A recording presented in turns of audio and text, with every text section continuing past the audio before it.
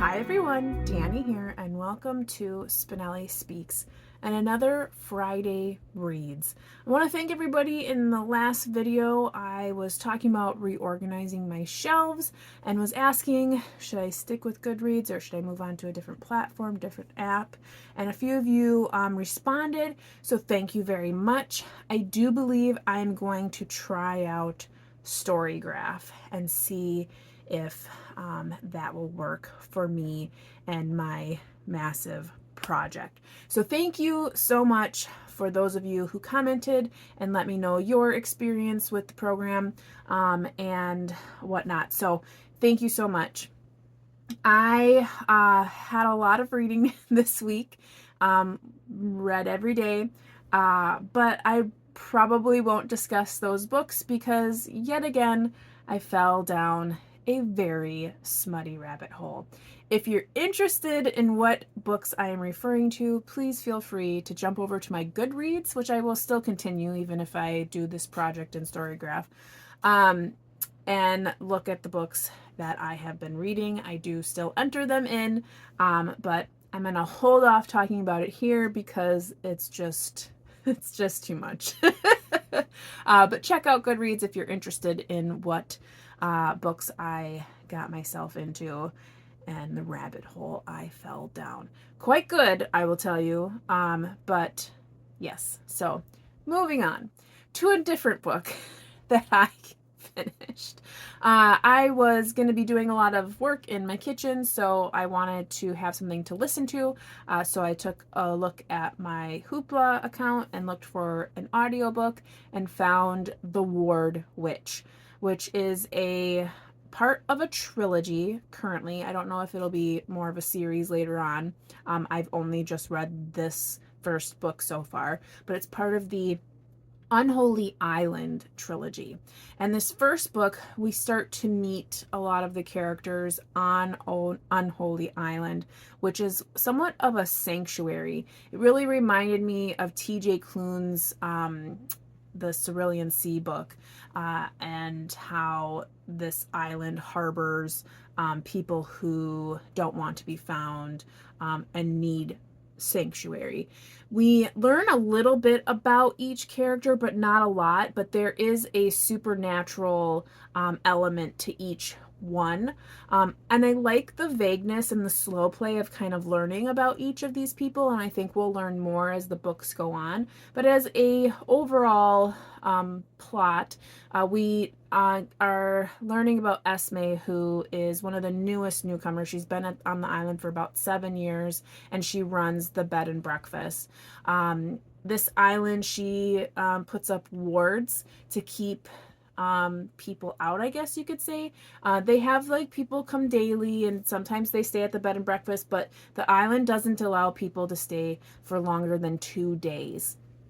And then there is this newcomer who actually goes farther than the 2 days. So it seems as if the island wants them to stay. There is a death on the island, and they're trying to figure out if it's under not so good circumstances. We'll just say that, and you kind of see everything unfold from there. The next book is called The Bookkeeper, and I will definitely be reading that. I would rate The Ward Witch a 3.5 or a 4-star. I think it was well written. It kept me engaged the whole time. I actually listened to it all in one day.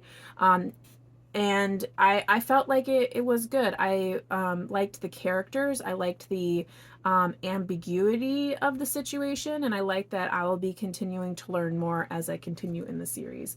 So I think it was a good book. So if you're looking for something that is a little bit supernatural, I mean, I wouldn't say that there's magic just being spewed out every direction, but there's definitely an element of the supernatural in this book. And then,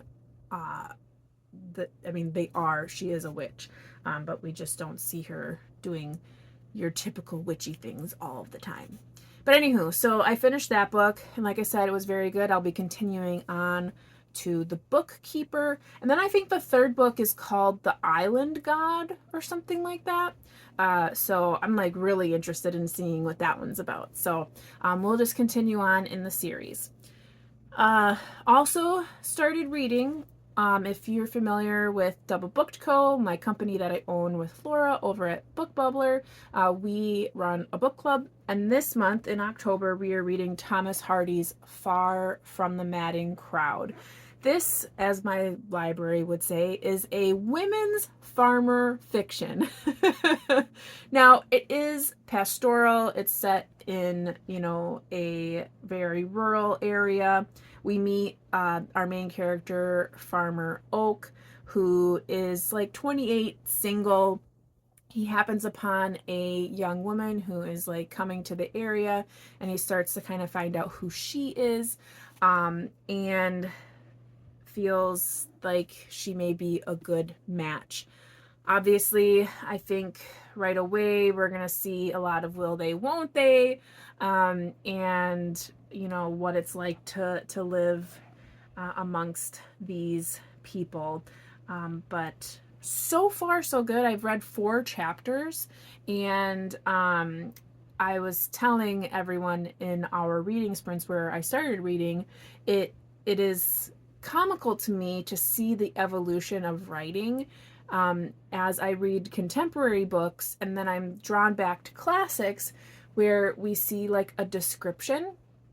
So in classic books, and I would say classics for me, anything before like 1950, is the descriptions are so long and drawn out, and sometimes almost an entire chapter long, of describing their gait, their clothing, their way they hold something, the pocket watch they have, and very rarely talk a lot about like physical descriptions. Whereas when you read a contemporary book, it's like a sentence long, and it's like they had brown hair, brown eyes, and were this tall. So it was kind of comical because it was like an entire chapter to describe Farmer Oak.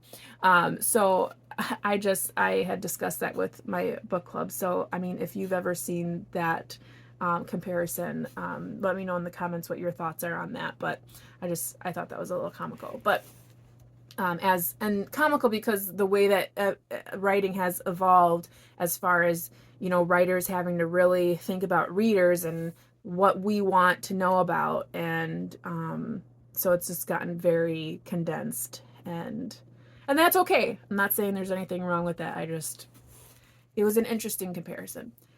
Anywho, beside that, I know I keep saying this, but I am starting The Secrets of Nanreath Hall. That is a buddy read with Laura. We are starting that. We keep getting distracted with all of these book club reads, but we are going to be starting that. And then I also, this coming week, I'll be starting John Steinbeck's The Red Pony with another friend, and we'll be buddy reading that. We were going to read it in September for Shorty September, and then it totally just slipped our minds. So we are going to read that. It's a really small book. Maybe I can grab it here if I have it somewhere. I think actually it's downstairs, but it's super tiny, so that'll be an easy read. We're just going to get it done in 1 week, so you'll probably hear from me about that next week on that. But that's what I've been up to. That's what I've been reading. I'm excited to have picked up a new series that was interesting and fun, so I'm excited to continue on that.